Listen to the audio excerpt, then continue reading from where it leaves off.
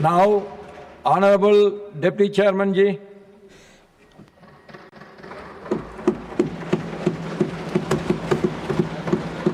आदरणीय सभापति जी, आपने बोलने का अवसर दिया, आभार। आदरणीय प्रधानमंत्री जी और आदरणीय सभापति जी, आपने मेरे प्रति जो सकारात्मक प्रेरक शब्द कहे वो मेरी स्मृति के स्थायी अंग होंगे। आदरणीय खड़गे जी ने जो उद्गार प्रोत्साहन मेरे लिए कहा वो अभी मेरे जीवन का अंग होगा।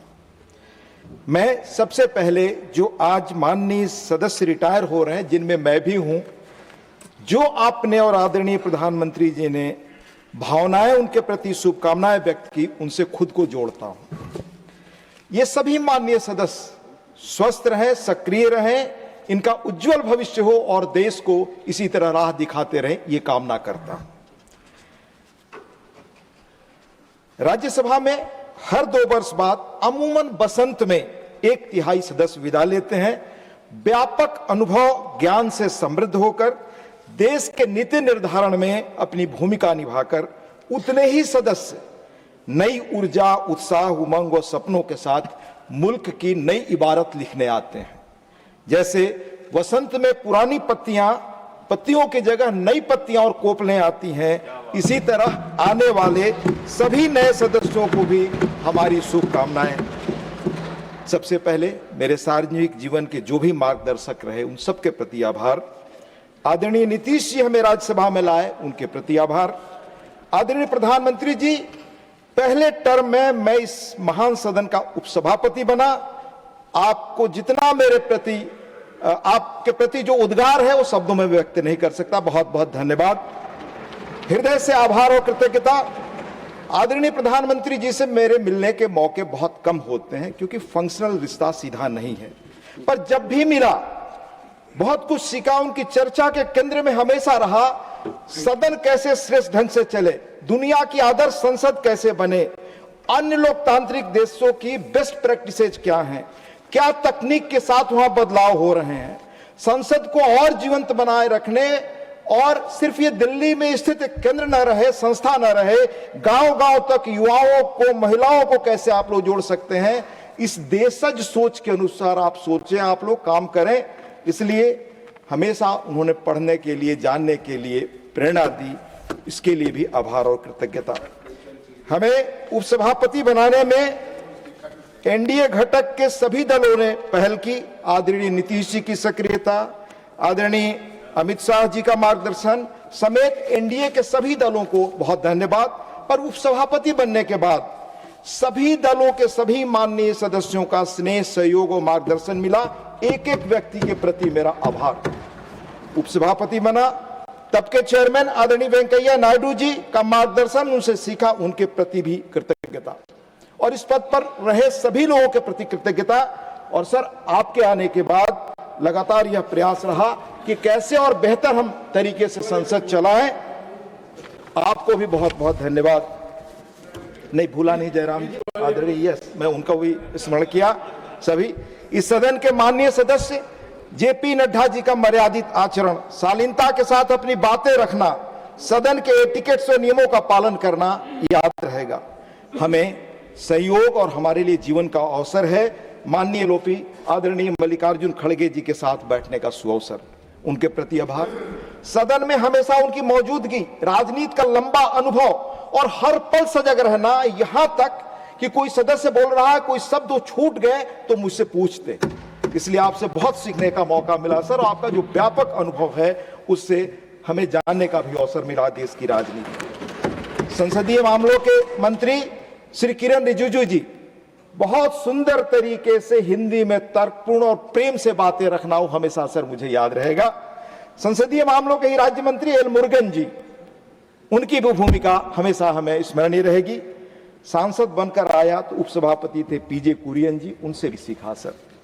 पूर्व प्रधानमंत्री एच डी देवगौड़ा जी, आदरणीय शरद पवार जी, माननीय दिग्विजय जी और बहुत सारे सीनियर लोग यहाँ रहे।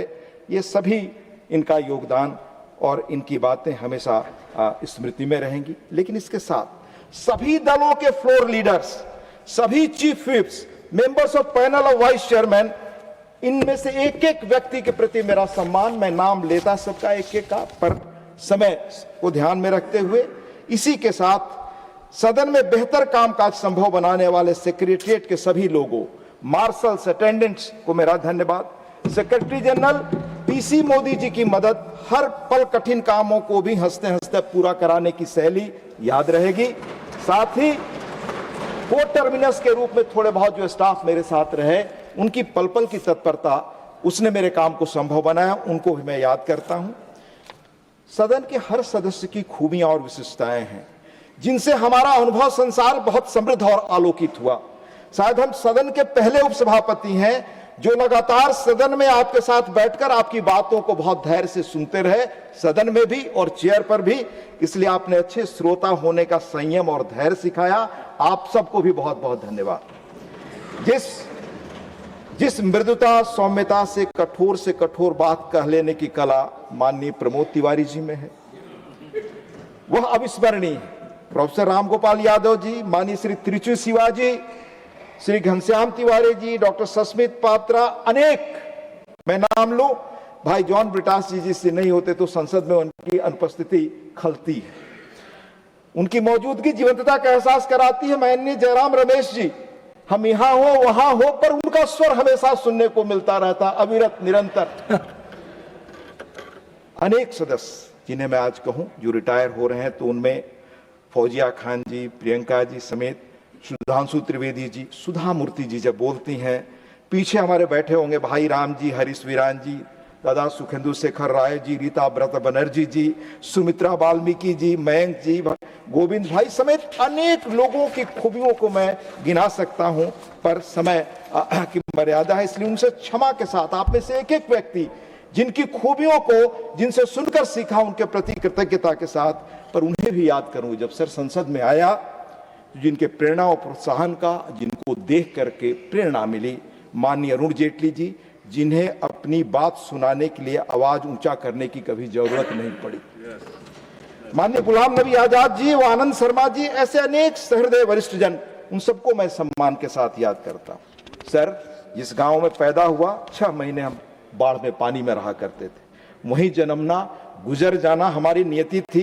हमारी दुनिया बहुत सीमित थी। वहां के अति सामान्य परिवार से यहां तक की हुई यात्रा में हमारे ही गांव के जयप्रकाश जी और उस क्षेत्र की रहनुमाई करने वाले आदरणीय चंद्रशेखर जी जैसे लोग भी प्रेरक रहे। इस सदन के कुछ अनुभव मैं आपको आज जरूर शेयर करना चाहूंगा। 2014 में इस सदन में आया, विपक्ष में था, तब नए सुधारों, प्रयोगों, डिजिटाइजेशन के आरंभ काल में हमारा मानस कैसा था। उस दौर में एक अति वरिष्ठ सदस्य, मैं नाम नहीं लेना चाहता और नाम लेना मेरा मकसद है सर, पर मानस हम सबका कैसा था वो बताना चाहता हूं। वह डिजिटाइजेशन के प्रति संशय के सवाल उठा रहे थे। क्या गांव की हाट में लोग आलू टमाटर क्रेडिट कार्ड से खरीदेंगे? हाट में उस गरीब महिला के पास पीओएस मशीन होगी? क्या उसके पास बिजली कनेक्शन है, वाईफाई कनेक्शन है और बहुत कठोर सब सर। यानी तब देश की फिजा में सार्वजनिक जीवन में यह उदासी नैराश्य था, यह कथन उसी का प्रतिबिंब था सर। पर सिर्फ 10 सालों में 1-2 गांव क्या पूरी अर्थव्यवस्था डिजिटल है। सिर्फ एक महीने जनवरी में 2026 में 21 बिलियन यूपीआई ट्रांजैक्शन द्वारा 28 लाख करोड़ का लेन देन हुआ है सर। आईएमएफ ने यूपीआई को दुनिया का largest real time payment system कहा है। आज वैश्विक रियल टाइम लेन देन का 49% इसी यूपीआई से होता है सर। ये आज 12 वर्षों बाद देश की फिजा में आस्था है और भारत के विकसित भविष्य के प्रति देश दुनिया के लोग गौर कर रहे हैं। अनेक ऐतिहासिक तथ्य सर बता सकता हूं जो हमें बताते हैं कि हमारा सामर्थ्य आज कितना, हम क्या कर सकते हैं और कहां से कहां पहुंचे। सर मुझे याद है पहली बार विदेश गया था 1994 में पत्रकार के रूप में, तब भारत की पहचान धीरे धीरे बदलने लगी। लेकिन कहा जाता था कि साधु, सपेरों, जादूगरों और गरीबों का मुल्क है। एक नारायण मूर्ति जी ने किस तरह चीजों को बदला कि दुनिया में हमारी प्रतिभा की पहचान होने लगी और थॉमस फ्रीडमैन जैसे व्यक्ति को किताब लिखने पड़ी, द वर्ल्ड इज फ्लैट। आज मैं सर सोचता हूं कि जो हमारी क्षमता और सामर्थ्य बढ़ रहा है उसमें 2 लाख से ज्यादा स्टार्टअप, 125 यूनिकार हैं, कल्पना करें कि जब नारायण मूर्ति जी के रास्ते पर उस रोल मॉडल के हजारों लाखों लोग आने वाले भारत में निकलेंगे, तब हम कहां खड़े होंगे।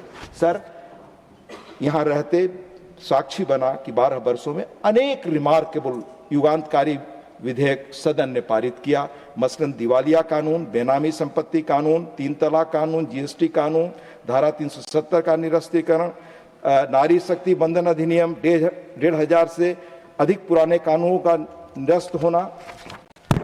जो करना चाहता था सदस्य के रूप में, और कभी कभी कोशिश की, वो मेरी कामना है सर। जैसे हम सब सदन में और समितियों में प्रायः सुनते हैं कि इस क्षेत्र में बजट में एलोकेशन बहुत कम है, बड़े बड़े विकसित देशों में इतना एलोकेशन हो गया, पर शायद सर ये संसाधन कहां से आएंगे, इस पर भी गौर करना हमारा फर्ज है। देश का बजट हमारी दृष्टि में एक परिवार के बजट जैसा ही है। आमद कैसे बढ़े यह सोचना परिवार के मुखिया की तरह देश की सर्वोच्च पंचायत में बैठे हम जैसे लोगों का भी दायित्व है। हमारा धर्म है कि समस्या के साथ हम समाधान बताएं। और ये सर मैं नहीं कह रहा, देश के पहले स्पीकर श्री जीवी मावलंकर जी ने 18 अप्रैल 50 को एस्टीमेट कमेटी में कहा, उसका मैं सार बता रहा हूं सर, वो कोट पढ़ने लायक है। हमारे संसदीय जीवन में रचनात्मकता के बजाय अक्सर विरोध की प्रवृत्ति हावी रही है। बिना गहराई के सोचे समझे हम सरकार के हर प्रस्ताव पर संदेह करते हैं, जबकि जरूरत है कि हम जिम्मेदारी साझा करते हुए समाधान की दिशा में कदम बढ़ाएं। इसी सदन में सर मैंने सदन के पूर्व सदस्य सत्यव्रत चतुर्वेदी जी को 28 मार्च 2018 को एक मेंबर के रूप में फेयरवेल भाषण उनका सुना, वो मेरे मस्तिष्क में आज भी यादगार के रूप में मौजूद है। उन्होंने कहा, आई कोट, राष्ट्रीय हित के मुद्दों और राष्ट्रीय संकट पर राजनीति नहीं होनी चाहिए। आदरणीय इंदिरा गांधी जी ने प्रधानमंत्री के तौर पर 30 मार्च 72 को ऐसे ही फेयरवेल स्पीच में कहा था, वो मैं कोट करता हूं sir. So I hope that even though many of the members belong to opposition parties, they will give some thought to the tremendous problems which confront our country, the great challenge which we face in creating a new